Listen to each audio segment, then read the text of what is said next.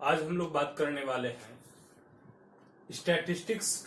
BPSC की जो statistics है इसकी सिलेबस क्या है और ये कितना इंपॉर्टेंस रखता है ओवरऑल स्टैट जो बीपीएससी के सारे पेपर्स होते हैं। कौन कौन से पेपर्स होते हैं? पीटी होती है सबसे पहले, फिर मेंस होती है और फिर लास्ट फेज होता है इंटरव्यू का।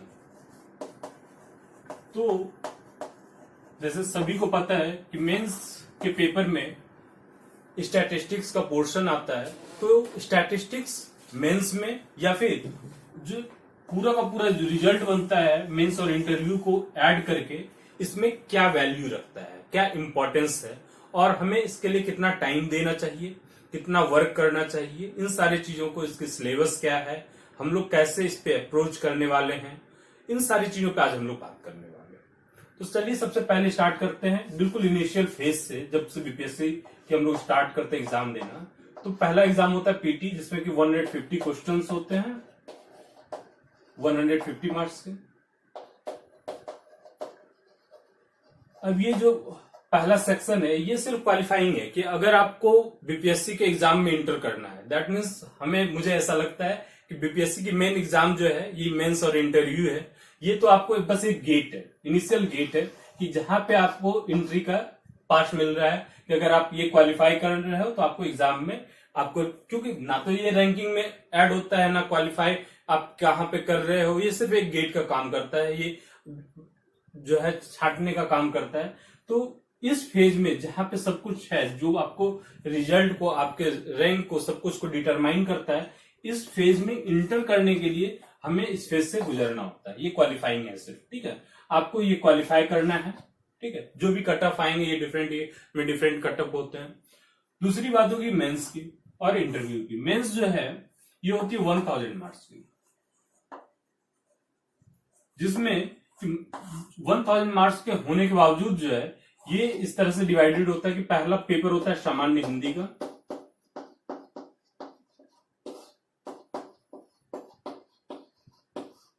दूसरा पेपर इसका होता है जीएस का, सामान्य अध्ययन, और तीसरा वैकल्पिक सब्जेक्ट जो है आपका ऑप्शनल जो है ये होता है, ठीक है। ऑप्शनल 300 मार्क्स का होता है, जीएस जो है 600 मार्क्स का होता है, क्योंकि इसमें दो पेपर होते हैं, जीएस 1 और जीएस 2। जीएस 1 जो है ये 300 मार्क्स का होगा और ये 300 मार्क्स का जीएस 2 होगा, ठीक है। सामान्य हिंदी 100 मार्क्स का होता है, लेकिन सिमिलर काइंड ऑफ पीटी का जो एग्जाम होता है, सिमिलर काइंड ऑफ कहानी हिंदी की भी है, ठीक है। ये 100 मार्क्स का होता है, यहाँ पे कट ऑफ नहीं, आपको 30% मार्क्स लाना इंपॉर्टेंट है। 30% मार्क्स कितना हो गया? 30 मार्क्स, ठीक है। आपको 30% मार्क्स लाना है, फिर तब आपकी जो है आगे की कॉपीज के बारे में बात होती है। तो ये भी एक क्वालिफाइंग इन नेचर है, ठीक है। तो 1000 मार्क्स होने के बावजूद जो है आपका जो एग्जाम में ऐड होता है वो होता है 600 प्लस 300, दैट मीन्स 900 मार्क्स। ये वैल्यू रखता है, ये क्या करता है? वैल्यू रखता है, जो आपके एग्जाम को क्वालिफाई करने के लिए, फाइनल रिजल्ट्स के लिए वैल्यू रखता है। 120 मार्क्स का इंटरव्यू होता है, ठीक है। तो ये हमारा का पूरा प्रोसेस है। मार्किंग जो है इस तरह से है। तो हमें मार्क्स कहां कहां मिलते हैं, किस तरह के मार्क्स मिलते हैं और स्टैटिस्टिक्स के पोर्शन कहां पे आते हैं। तो स्टैटिस्टिक्स का पोर्शन जो है जीएस 1 में आता है। जीएस 1 में 3 सेक्शन में पेपर आते हैं, ठीक है। पहला पेपर होता है हिस्ट्री एंड कल्चर का, दूसरा पेपर होता है करेंट इवेंट का, और तीसरा पेपर होता है, इसमें सेक्शन जो होता है वो होता है स्टैटिस्टिक्स का। ये जो सांख्यिकी का पेपर है ये फर्स्ट पेपर के सेक्शन 3 में आता है। और इसमें एक और इंपॉर्टेंट बात ये है कि जैसे 300 मार्क्स का है तो उसका मार्क्स डिस्ट्रीब्यूशन कैसे है। इसमें से 3 क्वेश्चन आपको सेलेक्ट करने हैं जो 38 मार्क्स ईच होंगे। 3 क्वेश्चन आपको सेलेक्ट करके सॉल्व करने हैं।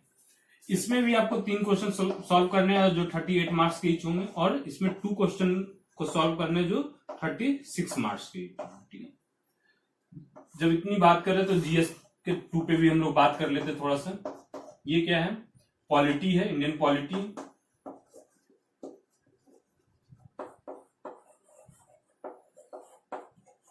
Economy and geography second section होती है इसकी।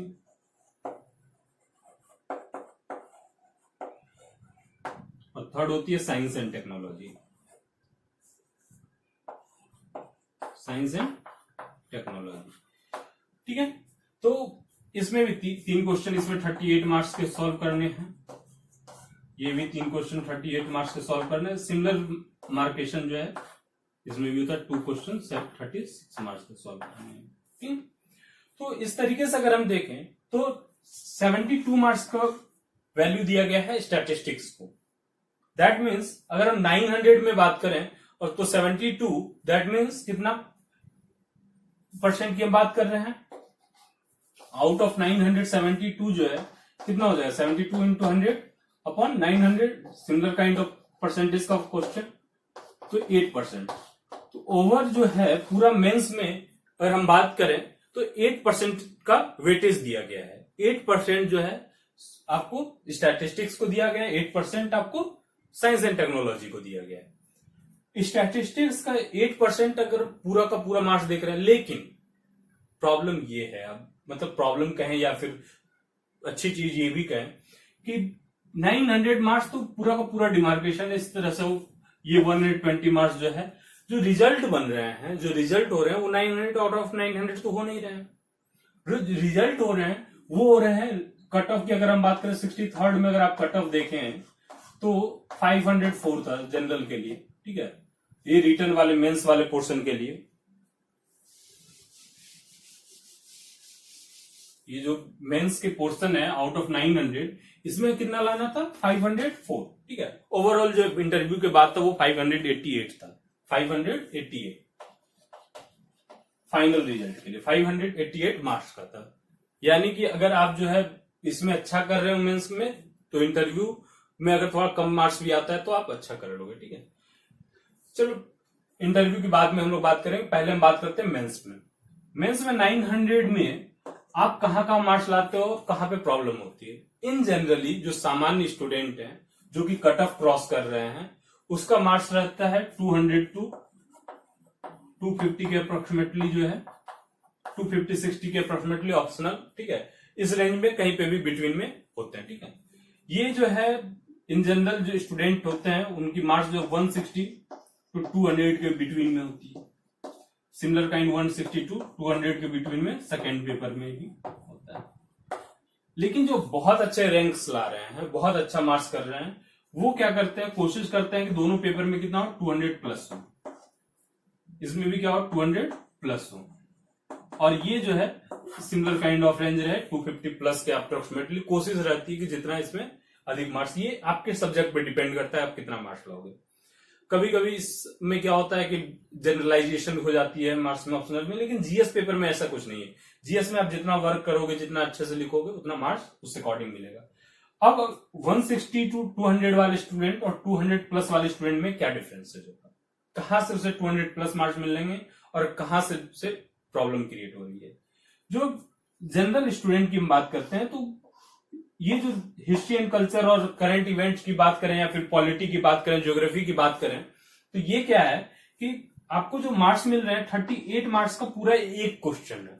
आप सिंपल थिंकिंग लगाओ कि एक क्वेश्चन आपको सॉल्व करने 38 मार्क्स के, एक जगह आपको 38 मार्क्स दिया जा रहा है, तो आपकी जो मार्किंग होगी वो कहां होगी, वो जो है आपको 38 के क्वेश्चन में आपको 20 टू 30 के बिटवीन में मार्क्स होती है। इवन इससे भी कम हो जाती है, कभी तो 20 से भी कम मार्क्स मिल जाते हैं स्टूडेंट को। ऐसा नहीं है, बहुत सारे स्टूडेंट को जो 500 से भी कम ला रहे हैं, उनकी क्या प्रॉब्लम होगी, कहीं ना कहीं मार्क्स जो है जीएस वाले पोर्शन में या फिर ऑप्शनल वाले पोर्शन में कम हो रही है, तभी तो मार्क्स कम है। अगर हम जनरल स्पीकिंग बात करें तो 20 टू 30 के बिटवीन में मार्क्स है, यानी कि इस पे मार्क्स बहुत कट रहा है। लेकिन वहीं आप स्टैटिस्टिक्स की बात करें तो इन जनरली कोई भी स्टूडेंट जो, जैसे कि क्वेश्चन में स्टैटिस्टिक्स के एक क्वेश्चन में 2 क्वेश्चन हमें सॉल्व करने हैं, ठीक है। एक क्वेश्चन में 5 पार्ट्स हैं, या फिर 6 पार्ट्स हैं। जैसे कि 63rd में 6 पार्ट्स थे और 6 पार्ट्स को किस तरह से डिवाइड किया गया था, 6 मार्क्स यूज करके अप्रोक्सीमेटली कुछ क्वेश्चन में 6 मार्क्स या डिवाइड कर दिया गया था कि आपको किसी क्वेश्चन में 6 मार्क्स है, किसी में 8 है, किसी में 10 है, किसी में 12 है, इस तरह से। तो अगर आपको कोई क्वेश्चन है 6 मार्क्स का, ठीक है, और आपने बहुत अच्छे से सॉल्व कर लिया, आंसर सही आ गया है, तो आपको क्या किया जा सकता है? पहली चीज ऑप्शन उनके पास है कि 6 में से 6 नंबर दे दे। आपने अगर सही सॉल्व किया है, कुछ उनको लग रहा है कि लेंथ में कम है थोड़ा सा सॉल्यूशन, तो वो 4 और 5 कर दे, ठीक है। अगर 4 और 5 भी कर देते हैं तो कितना मार्क्स कट रहा है? 2 मार्क्स कट रहा है एक क्वेश्चन में, तो 5 क्वेश्चन 6 क्वेश्चन करोगे तो 10 मार्क्स कटने के चांसेस हैं, ठीक है। दैट मीन्स तो फिर भी हमको जो है 28 मार्क्स के अप्रोक्सीमेटली, 26 मार्क्स के अप्रोक्सीमेटली मिल रहा है 24-26 मार्क्स मिल रहा है हमें 36 में, ठीक है। यानी कि अगर आपने ढंग से सॉल्व कर दिया स्टैटिस्टिक्स का क्वेश्चन तो मार्क्स बहुत कम कटने के चांसेस है। इसका 2 कारण है। पहला कि ये मैथमेटिकल क्वेश्चन है, जब आप सॉल्व सही से करते हो तो मार्क्स देने के अलावा कोई ऑप्शन है नहीं, ठीक है।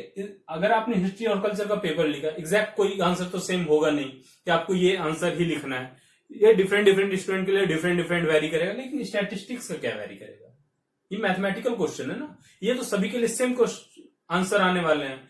तो जब आपके आंसर सेम है तो जनरली जो मैंने देखा है, कई सारे प्रीवियस पेपर जो आरटीआई वगैरह से मंगवाए जाते हैं, उसके पेपर को मैंने देखने के बाद एक चीज तो देखा है कि बीपीएससी ने एक बहुत अच्छा चीज है, आप जब भी स्टैटिस्टिक्स के क्वेश्चन के आंसर सही देते हो और लेंथ आपकी ठीक ठाक रहती है, ठीक है, तो को फुल मार्क्स मिलते हैं। आंसर सही है, लेंथ बहुत कम है, आपने ऑब्जेक्टिव के तरह से, जैसे बैंकिंग वगैरह का क्वेश्चन सॉल्व होता है, उस बुक से कॉपी पेस्ट करना स्टार्ट कर दिया कि 2 लाइन में परसेंटेज निकाल दिया, तो उसमें मार्क्स कटने स्टार्ट हो जाते हैं, तो फिर आपके मार्क्स कटते हैं। अगर आपने लेंथ सही रखा क्वेश्चन का, डिटेलिंग सही से की और आंसर सही है, तो आपके मार्क्स नहीं कटते हैं, मैंने ये देखा है, ठीक है। तो ये चीज अगर है बीपीएससी में तो हम गारंटी कर सकते हैं कि इस पोर्शन को बहुत अच्छे से स्ट्रॉन्ग करें।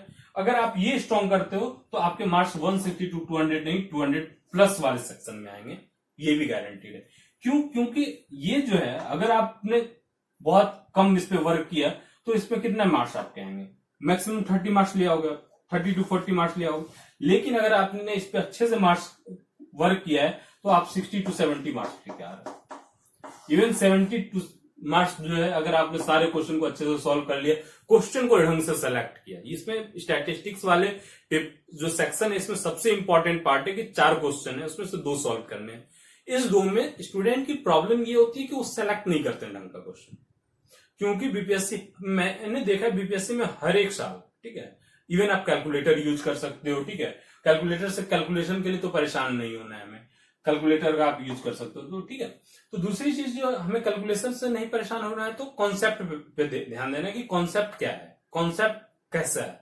अगर कॉन्सेप्ट की हम बात करें तो मैंने देखा है जनरली, ठीक है, 2 to 3 क्वेश्चन जो है बहुत ही आसान होता है, हर एक साल बीपीएससी में बहुत आसान होता है। इसका सिंपल एग्जांपल आप देख सकते हो, जो मैंने 64th बीपीएससी के क्वेश्चन को सॉल्व किया स्टैटिस्टिक्स का, उसमें देखो आप 3 क्वेश्चन बहुत ही आसान थे, बहुत आसान थे, एक क्वेश्चन टफ था, ठीक है। तो अगर हम सेलेक्ट ढंग से करते हैं तो हमारे लिए क्या हो जाएगा, इजी हो जाएगा क्वेश्चन को सॉल्व करना। तो अगर आपके पास क्वेश्चन को सॉल्व करना इजी है, कैलकुलेशन के लिए प्रॉब्लम नहीं है, तो आप इवन 70 मार्क्स भी आसानी से ला सकते हो। अगर आप 70 मार्क्स ला सकते हो तो कितना डिफरेंस कर रहा है? 40 मार्क्स का डिफरेंस कर रहा है, दैट मीन्स 160 to 200 प्लस के जोन में डिफरेंस कर रहा है। ये अगर आप कर पाते हो, तो अगर आपको 40 मार्क्स का डिफरेंस है, तो अगर इंटरव्यू में कम आता है तो आपको मेकअप कर देगा। अगर ऑप्शनल किसी और पेपर में GS2 में कम आ रहा है, ऑप्शनल में थोड़ी बहुत मिस्टेक हो गई, तो सभी को मेकअप करने का, या फिर अगर आपने सारे पेपर में अच्छा किया है तो स्टैटिस्टिक्स आपके रैंक को बहुत आगे और बहुत ही आगे ले जाने में हेल्प करेगा। तो स्टैटिस्टिक्स अगर इतना ही इंपॉर्टेंट है तो हम लोग इग्नोर क्यों करते हैं? 2 वजह है इग्नोर करने का। पहला वजह कि हमें मैथमेटिक्स देखते लगता है मैथमेटिक्स वाला कॉन्सेप्ट है, क्या परसेंटेज प्रॉफिट लॉस वाले कॉन्सेप्ट में हम लोग फंसने जा रहे हैं। दूसरी चीज की स्टूडेंट को इसके बारे में बहुत अच्छे से क्लियर नहीं हो पाता है कि इसमें पढ़ना क्या है, हमें करना कैसे है, अप्रोच क्या होगी हमारी, ठीक है। तो ये अप्रोच जो हमारी होगी उसको समझने से पहले एक और चीज समझते हैं कि इसकी ओवरऑल सिलेबस क्या है जो बीपीएससी ने प्रोवाइड किया है, ठीक है। तो बीपीएससी ने जो प्रोवाइड किया सिलेबस, उस सिलेबस को अगर हम पढ़ें तो क्लियरली जो है, क्लियरली लिखा हुआ है, जो कि हम लोग यहाँ पे मेंशन करने वाले हैं। ठीक है, अगर आपके पास भी बीपीएससी की सिलेबस है तो आप एक बार पढ़ें जरूर।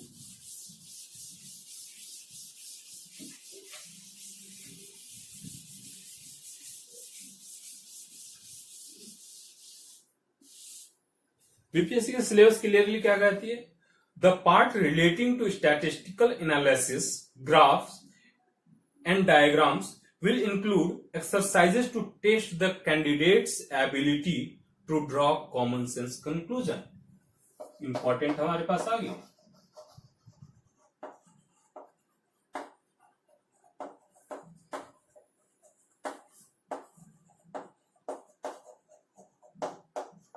ये कहना चाह रहा है कि आपके पास जो है सांख्यिकीय जो विश्लेषण है, विश्लेषण करना है आपको, ठीक है, उसमें आरेखन जो ग्राफ दिया हुआ है, सचित्र निरूपण से संबंधित विषयों में सांख्यिकीय आरेखन या चित्रात्मक रूप से प्रस्तुत सामग्री के जानकारी के आधार पर सहज बुद्धि का प्रयोग करते हुए निष्कर्ष निकालना है। यानी कि आपको जो है कंक्लूड करना है, आपको जो ग्राफ दिया हुआ है, जो डायग्राम दिया गया है, उसको एनालाइज करना है, उसको समझना है और अपना कॉमन सेंस लगाना है। ठीक है, कॉमन सेंस। ठीक है, कॉमन सेंस से हमें क्या निकालना है उससे? फ्रॉम इंफॉर्मेशन प्रेजेंटेड इन, जो भी इंफॉर्मेशन दी हुई है, जो आपको ग्राफ एक बना करके दिया हुआ है, ठीक है, उस ग्राफ में, ठीक है, जो भी इंफॉर्मेशन दी हुई है, suppose that population sex ratio की इंफॉर्मेशन हो, या फिर इंपोर्ट एक्सपोर्ट की जो भी इंफॉर्मेशन हो, या फिर जो है अगर हम किसी खेत की बात कर रहे हैं तो उसकी जो है यील्ड क्या है, प्रोडक्शन क्या है, इसकी बात हो, या फिर कितना कंपनी की प्रॉफिट क्या है, लॉस क्या है, कितना इंक्रीज हुआ, कितना डिक्रीज हुआ, कितना परसेंटेज इंक्रीज हुआ, ये जो कॉमन जो इंफॉर्मेशन दिया हुआ है उससे जो है हमें निकालना है और हमें पता करना है कि क्या डिफिशियंसी है, क्या लिमिटेशन है।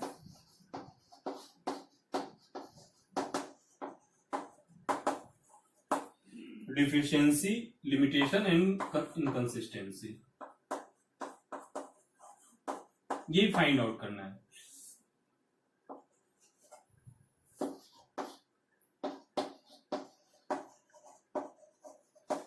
बहुत छोटे से 2 लाइन का सिलेबस है। ठीक है, स्टैटिस्टिक्स का 2 लाइन का सिलेबस है।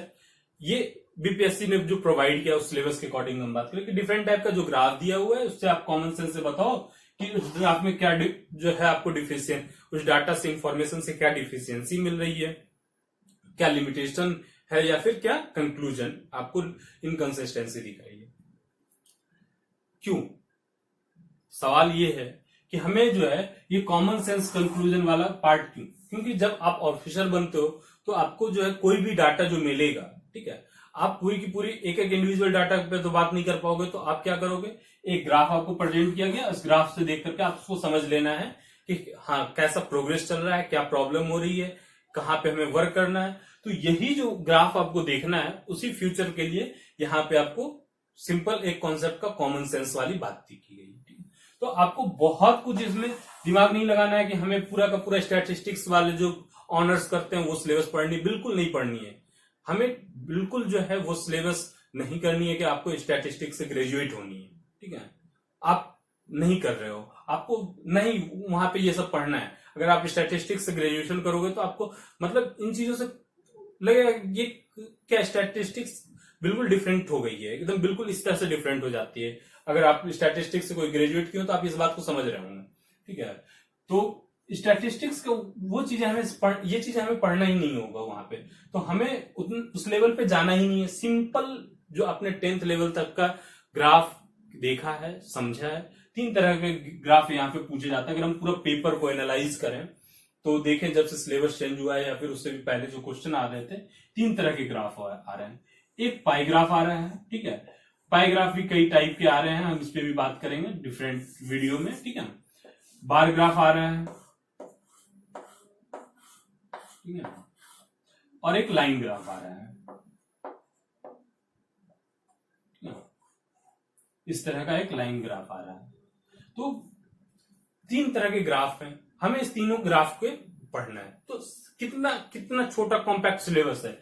एक तो कॉमन सेंस की बात कर दी, यानी कि सिंपल कॉन्सेप्ट की बात होगी। कभी भी आपको हायर कॉन्सेप्ट की जरूरत नहीं होगी कि आप को स्टूडेंट प्रॉब्लम कहाँ क्रिएट हो जाते हैं कि स्टैटिस्टिक्स पढ़ना है तो उससे पहले बताया जाता है कि आप परसेंटेज वाले चैप्टर को जाके पढ़ के आओ।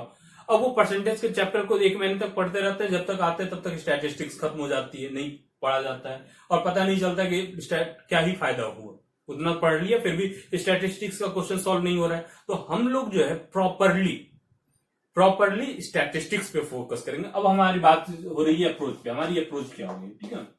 हम अप्रोच बिल्कुल बीपीएससी के अकॉर्डिंग ही करने वाले हैं, हम कहीं नहीं भटकेंगे।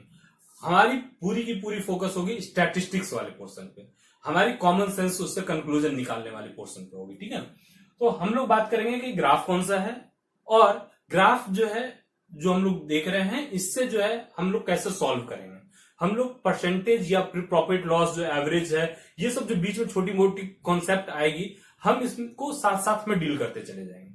और जैसे कि हमारी अप्रोच की दूसरी अगर हम बात करें पहलू देखें तो ये होगी कि हम लोग जैसे पाई चार्ट है, ठीक है, 3 तरह की, जैसे मैंने बताया कि ग्राफ आते हैं, ठीक है।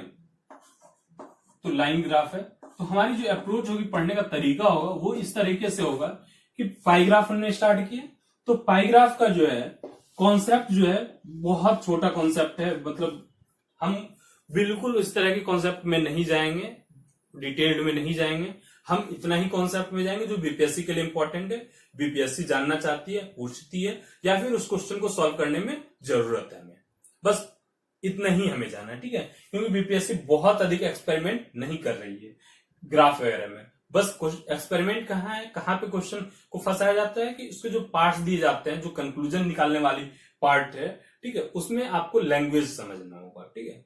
हम उस लैंग्वेज की बात करेंगे, हम उस कॉन्सेप्ट में वहां पे जो इस्तेमाल होने वाले प्रीवियस कॉन्सेप्ट हैं like profit loss, percentage average, उन चीजों को समझने की कोशिश करेंगे। हम लोग इसमें कोशिश करेंगे जितना मैक्सिमम हो सके, एटलीस्ट डेली जो है, जैसे क्वेश्चन 1 आज सॉल्व कर लिया मंडे को, ठीक है, तो ट्यूसडे को जो है बार ग्राफ से सॉल्व कर लिया एक क्वेश्चन, वेडनेसडे को जो है फिर से लाइन ग्राफ के क्वेश्चन को सॉल्व कर लिया, फिर थर्सडे को जो है बार ग्राफ से पाई ग्राफ से कर लिया, ठीक है, फ्राइडे को जो है बार ग्राफ से और सैटरडे को लाइन ग्राफ से क्वेश्चन सॉल्व कर लिया।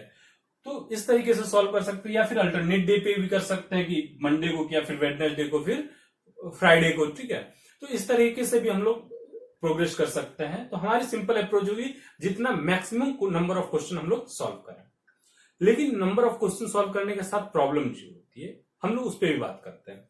प्रॉब्लम ये है कि मैंने एक क्वेश्चन सॉल्व कर दिया, तो आप क्या करोगे कि पूरा डे में एक ही क्वेश्चन सॉल्व करके रहोगे, और अगर वो क्वेश्चन आपको मिलेंगे कहाँ, जैसे कि क्वेश्चन जो है अगर मैंने बता दिया कि 63rd बीपीएससी का क्वेश्चन या 64th बीपीएससी का क्वेश्चन सॉल्व करें, ऐसे सारे क्वेश्चन हम लोग सॉल्व कर चुके हैं 64 बीपीएससी का पहले ही, और वो इसलिए किया था ताकि हमें ये समझ में आए। अगर अब देखो जितनी भी बातें मैं बता रहा हूं, अगर आपने 64th बीपीएससी के सॉल्यूशन वाली वीडियो देखे होंगे तो आपको क्लियर हो रहा होगा 64th इसलिए मैंने पहले ही सॉल्व किया था कि इससे पता चल रहा है कि हमें ना तो प्रॉफिट एंड लॉस पे बहुत कॉन्सेंट्रेट करना था, ना तो एवरेज पे कॉन्सेंट्रेट करना था, ना तो और टर्म पे कॉन्सेंट्रेट करना था।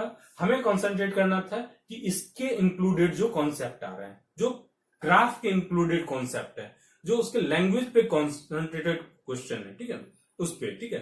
इसलिए परेशान होने की बिल्कुल इसमें कोई इंपॉर्टेंस नहीं है। आप इन सारे टॉपिक्स को एकदम इग्नोर करें, पहले डायरेक्टली स्टार्ट करें सॉल्व करना क्वेश्चन, और इससे थोड़ी बहुत जो कॉन्सेप्ट होगी 5 से 10 मिनट की कॉन्सेप्ट होगी हर एक के लिए, पाई ग्राफ के लिए, बार ग्राफ के लिए, लाइन ग्राफ के लिए, उससे अधिक की कोई कॉन्सेप्ट की जरूरत नहीं है। सिंपल, हमें बहुत कुछ इस पे रिसर्च नहीं करना है, ठीक है। तो मैंने बता दिया कि 63rd वाली बीपीएससी का क्वेश्चन सॉल्व कर रहा हूं, तो आप उसे सॉल्व कर लोगे। पहले सॉल्व करने की कोशिश कर सकते हो, उसके बाद हमारी वीडियो देख करके आप मैच कर सकते हो कि प्रॉब्लम कहां हो रही है, अगर नहीं हो रही है तो आपने जो सॉल्यूशन किया है उसकी लेंथ और हमारी लेंथ में क्या डिफरेंस है, क्या आपको इंक्लूड करने लेना चाहिए, क्या आप छोड़ सकते थे, ठीक है, जो आपने एक्स्ट्रा कर लिया है। तो एक तो ये हो गया। दूसरा कि अगर प्रीवियस ईयर कितना क्वेश्चन, ठीक है, मैक्सिमम एक बार ग्राफ से करेंगे या फिर पाई ग्राफ से करेंगे तो 8 क्वेश्चन 10 क्वेश्चन, क्योंकि मेरे पास जो अवेलेबल डाटा है, अभी अवेलेबल क्वेश्चंस हैं वो 48 to 52 बीपीएससी के क्वेश्चन पेपर्स हैं। क्योंकि अभी कंट्री में पूरा लॉकडाउन चल रहा है, अभी जो कोरोना वायरस की पैंडेमिक की वजह से हम लोग परेशान कहें या फिर हमारे लिए जो एक स्टडी का टाइम मिला हुआ है, तो वर्ल्ड थोड़ी सी अभी डिस्ट्रेस में चल रही है, तो इस टाइम में जो हमारे पास अवेलेबल, चूंकि मैं जिस प्लेस पे फंसा हूं या फिर जहां पे हूं मैं अभी, वहां पे थोड़ी सी बुक्स की अवेलेबिलिटी की मुझे प्रॉब्लम हो रही है। तो मेरे पास जो available question previous year paper है वो 48 to 50 सेकेंड का है, ठीक है। लास्ट हमारे पास 64 टू इतना है। अगर आपके पास, किन्हीं के पास जो है इससे पहले का या फिर 48 to 50 सेकेंड में, क्योंकि ये जो हमारे पास पेपर है थोड़ी सी क्लियर नहीं है, उतनी अच्छी क्वालिटी की पेपर नहीं है जो हमारे पास अवेलेबल है, ठीक है। तो अगर आपके पास, किन्हीं के पास इससे पहले के पेपर हैं तो आप मुझे प्रोवाइड करा सकते हो। तो उससे बड़ी बात ये होगी या फिर हेल्पफुल ये होगी कि हम लोग क्या कर सकते हैं, उन सारे क्वेश्चन को भी अपने क्वेश्चन में इंक्लूड कर सकते हैं। तो हमारे पास क्या होगा कि ये लंबे टाइम तक चलता रहेगा, प्रीवियस ईयर पेपर लंबे टाइम तक। और जितना प्रीवियस ईयर पेपर सॉल्व करोगे आपको बीपीएससी की ट्रेंड पता चलेगी। तो अगर आपको प्रोवाइड करना हो तो आप कहाँ प्रोवाइड करोगे, तो मैं 2 प्लेसेस बता देता हूं आपको प्रोवाइड करने के लिए, आप मुझे कर सकते हो। पहली है कि अगर आप मुझे चाहें तो ईमेल कर सकते हैं, ठीक है। ईमेल करना है आपको priyamclasses@gmail.com। आप इस मेल आईडी पे मुझे मेल कर सकते हो पेपर्स जो है, ठीक है। इवन पेपर्स के साथ आप एक और चीज कर सकते हो कि अगर, जैसे मैंने बताया कि आपने क्वेश्चन सॉल्व किया, आप कई सारे बुक को फॉलो करते हो। अगर आप कोई बुक को फॉलो कर रहे हो, किसी क्वेश्चन में प्रॉब्लम आ गई, तो आप उस क्वेश्चन को कैसे सॉल्व कर पाओगे। तो उसके लिए भी हमारी अप्रोच ये है कि आप उस क्वेश्चन को क्या करोगे, हमें सेंड कर दोगे। तो जो भी प्रॉब्लम है वो मुझे बताओगे उसमें। तो क्या होगा कि अगर उसमें 2 तरह की प्रॉब्लम हो सकती है। पहला प्रॉब्लम कि एक छोटी सी कॉन्सेप्ट की प्रॉब्लम हो सकती है कि जो है ये परसेंटेज मैंने ये निकाला लेकिन आंसर ये है, कहां पे प्रॉब्लम है। तो ऐसे प्रॉब्लम को बहुत छोटे से आंसर में डील किया जा सकता है। लेकिन कई बार प्रॉब्लम होते हैं पूरी क्वेश्चन में, बहुत मतलब कॉन्सेप्चुअल प्रॉब्लम है, कुछ ऐसी चीजें की प्रॉब्लम है जो आपको तो प्रॉब्लम किए ही है और अदर स्टूडेंट को भी कर सकते हैं। तो ऐसे क्वेश्चन को मैं क्या कर सकता हूं, उसको मैं एक स्पेसिफिक वीडियो बना सकता हूं उसका। तो इससे आपको भी हेल्पफुल हो जाएगा कि आप पूरी तरह से कॉन्सेप्ट को क्लियर समझ पाएंगे और दूसरा अदर स्टूडेंट को भी हेल्प हो जाएगा। तो दूसरा जो प्लेस है, आप टेलीग्राम जो एक व्हाट्सएप लाइक जो है ऐप है, वहां पे जो है एक telegram.me/priyamclasses ये एक चैनल है, प्रियम क्लासेस करके, ठीक है। प्रियम क्लासेस वाली चैनल पे आप ज्वाइन कर सकते हो, यहाँ पे अपडेट मिलेगी। लेकिन अगर आपको कुछ भेजना है तो इसी में ग्रुप अगर आप ऐड कर दो, ठीक है, तो प्रियम क्लासेस ग्रुप, तो ये आप यहाँ पे पोस्ट कर सकते हो कुछ भी, ठीक है। तो आप यहाँ पे भी पोस्ट करके मुझे बता सकते हो कि अगर पहली चीज तो आप मुझे इस प्रीवियस ईयर पेपर प्रोवाइड कर सकते हो, तो मैं और भी क्वेश्चन को इंक्लूड करने के लिए हमारे लिए इजी हो जाएगा, जो आप सबको लिए बेनिफिट होगा, ठीक है। दूसरी चीज ये होगी कि अगर जो है कोई प्रॉब्लम है तो भी आप यहाँ पे हमसे बात कर सकते हो, हम उस पर बातें कर सकते हैं, डील कर सकते हैं, ठीक है। तो ये हमारी पूरी की पूरी अप्रोच रहेगी। हमारे पढ़ने का वे रहेगा कि हम जो है डिफरेंट ग्राफ के डिफरेंट क्वेश्चन को, इससे फायदा ये होगा कि पहले तो आपको जो other chapters like percentage, profit loss, इन सब में बहुत अधिक टाइम देने की जरूरत नहीं होगी और बहुत सिंपल कॉन्सेप्ट है, बहुत सिंपली यूज होने वाले कॉन्सेप्ट है। आप 10 क्वेश्चन सॉल्व करते करते इतना उसमें एक्सपर्टीज कर लोगे कि आपको अगले कोई 11वें क्वेश्चन से जरूरत ही नहीं पड़ेगी, आपको लगेगा ही नहीं कि हमें पढ़ना भी चाहिए था परसेंटेज या फिर, और इतना बेसिक आप लोग जानते होंगे, मुझे उम्मीद है। और नहीं भी तो इतना इनफ हो जाएगा कि आपको लगेगा ही नहीं, फील नहीं होगा कभी कि स्टैटिस्टिक्स का क्वेश्चन सॉल्व करते समय हमें इसकी अब लग रहा है कि और पढ़ना चाहिए था इसमें, क्योंकि बहुत कुछ स्टैटिस्टिक्स में उनको चेक नहीं किया जाएगा, ठीक है। दूसरी कि अगर आप क्वेश्चन सॉल्व कर रहे हो तो ये आपको हेल्प करता है कि बीपीएससी में आपको कम टाइम देगा सॉल्व करने में, ठीक है। हम लोग जो एक और चीज पे बात करने वाले हैं कि जैसे 3 टाइप का ग्राफ है, इसमें से किसको सेलेक्ट करना है और किसको छोड़ देना है, ये बहुत ही कंफ्यूजिंग वाला है। कई बार क्या होता है कि आपको लगता है कि ग्राफ को देख करके इजी ग्राफ है, सॉल्व कर लेते हैं, या फिर लास्ट वाले 2 क्वेश्चन या फिर स्टार्टिंग वाले 2 क्वेश्चन को पकड़ लेते हैं, इजी होगा, ठीक है। कई बार क्या होता है कि लास्ट वाला एक क्वेश्चन या फिर कहीं ना कहीं एक क्वेश्चन टफ होता है। आप अगर 64th वाले बीपीएससी के हमारे वीडियो देखे हैं, ठीक है, तो उसमें एक क्वेश्चन जो था कि बहुत टफ क्वेश्चन था, जो पॉपुलेशन और सेक्स रेशियो वाला क्वेश्चन था, ठीक है। अब अगर स्टूडेंट उससे सेलेक्ट कर लिए, अगर उससे छांटना हो तो कैसे छांटेंगे, तो इसकी बात हम लोग जब ग्राफ की बात कर रहे होंगे तो हम करेंगे कि कौन सा ग्राफ में कैसा क्वेश्चन आ रहा है और कौन सा सेलेक्ट करना हमारे लिए इजी होगा और जिसमें मार्क जो है हमें अच्छे मिल पाएंगे, ठीक है।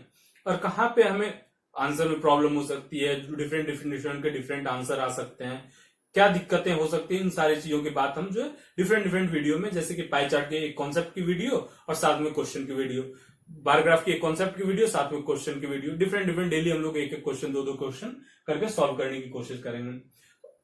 हमारे जैसे हमने एक क्वेश्चन सॉल्व किया तो आप हमारे साथ क्या कर सकते हो, एक या दो या फिर आपकी जितनी इच्छा हो तो उतनी सॉल्व कर सकते हो, क्योंकि जितना आप फोकस करोगे स्टैटिस्टिक्स पे उतना ही मार्क्स जो है आपको पॉजिटिव और अच्छे ढंग से मिलना स्टार्ट हो जाएगा, ठीक है। उतना मार्क्स आप कॉन्फिडेंसली जो है एग्जाम से लेकर के आओगे और वो आपके रैंक को, इवन सब सारी चीजों को, आपके क्वालिफाइंग नेचर को, सबको बहुत अच्छा इंप्रूव करता है, ठीक है। तो स्टैटिस्टिक्स का बोर्ड, और ऐसा कंपलसरी पेपर है, आप ऐसा नहीं कर सकते हो स्टैटिस्टिक्स में छोड़ सकते हो, आपको सॉल्व तो करना ही है, या तो आप 30 मार्क्स लेके आए या फिर आप 70 मार्क्स लें, ये आपको तय करना है, ठीक है। हम मुझसे पूछेंगे तो मैं कहूंगा कि 3 चीजें पढ़नी है, 3 टॉपिक है, 3 थ्योरी है, 3 तरह के ग्राफ है, 30 मिनट्स की कॉन्सेप्ट है, सॉल्व करना है हमें, ठीक है। तो हम क्यों नहीं, अगर हमारे पास 50 डेज का टाइम है तो हम डेली एक क्वेश्चन या 2 क्वेश्चन सॉल्व करके 50 to 100 क्वेश्चन सॉल्व करें, एग्जाम में अच्छे मार्क्स ले आएंगे, ठीक है। तो हमारी अप्रोच सिंपल है, maximum number of question solve करना, मैं अच्छे से कॉन्सेप्ट को समझना क्लियरली, लंबे वीडियो बनेंगे, कोई प्रॉब्लम नहीं है। एक क्वेश्चन को सॉल्व करने में अगर हमने समझने में हाफ एन आवर 45 मिनट्स लिया है तो कोई प्रॉब्लम नहीं है, लेकिन अगर हमने उस क्वेश्चन को ढंग से समझ लिया है तो उस अकॉर्डिंग हम क्या कर सकते हैं, सारे क्वेश्चन को सॉल्व कर सकते हैं और ये हमारे लिए बेनिफिशियल होगा, ठीक है। हम ये नहीं कर सकते कि एक क्वेश्चन में कितना टाइम, 3 आवर्स का पेपर है, ऐसे भी आपको जो है half an hour 45 minutes exam में देने हैं 2 क्वेश्चन को सॉल्व करने के लिए। लेकिन जो है अगर आप इसको ढंग से अभी करते हो, प्रैक्टिस ढंग से कॉन्सेप्ट को समझते हो, अभी टाइम देते हो तो आप वहां पे कर पाओगे। अगर अभी आप टाइम नहीं दिए कि अगर आप कॉन्सेप्ट को बस सॉल्यूशन 10 मिनट्स में देखना है, कैसे सॉल्व किया सामने वाले ने, तो आपके पास कॉन्सेप्ट नहीं आएगा, ठीक है। और आपको अपना कॉन्सेप्ट चाहिए तो आपको टाइम देना होगा, और हम टाइम देंगे क्वेश्चन को सॉल्व करने में, क्वेश्चन को समझने में, ना कि और किसी कॉन्सेप्ट पे, ठीक है। तो इस तरह से हम लोग क्या करेंगे, स्टैटिस्टिक्स को सॉल्व करना स्टार्ट करेंगे। तो हम लोग ये पूरी की पूरी अप्रोच थी, स्टैटिस्टिक्स बहुत ही इंपॉर्टेंट सेक्शन आ रहा है, तो हम लोग नेक्स्ट वीडियो में बात करेंगे different graph, type of graph की और डिफरेंट क्वेश्चन की, ठीक है। और उसमें कैसा क्वेश्चन सेलेक्ट करना है, क्या करना है, और तो इस तरीके से हम लोग आगे बढ़ेंगे। अगर आपके पास अवेलेबल हो प्रीवियस ईयर पेपर, और चूंकि आप घर पे होंगे उम्मीद करते हैं, ठीक है, और सेफ होंगे, तो आप जो है हमें क्वेश्चन प्रोवाइड करें तो हम क्या करेंगे, और भी क्वेश्चन को पॉसिबल हो पाएगा हमारे लिए, ठीक है। तो इस तरीके से हम लोग आज का वीडियो एंड करते हैं, और ये रहा हमारा का पूरा सिलेबस, कॉन्सेप्ट की चीजें। तो नेक्स्ट वीडियो से हम लोग क्वेश्चन सॉल्व करना स्टार्ट करते हैं। Thank you.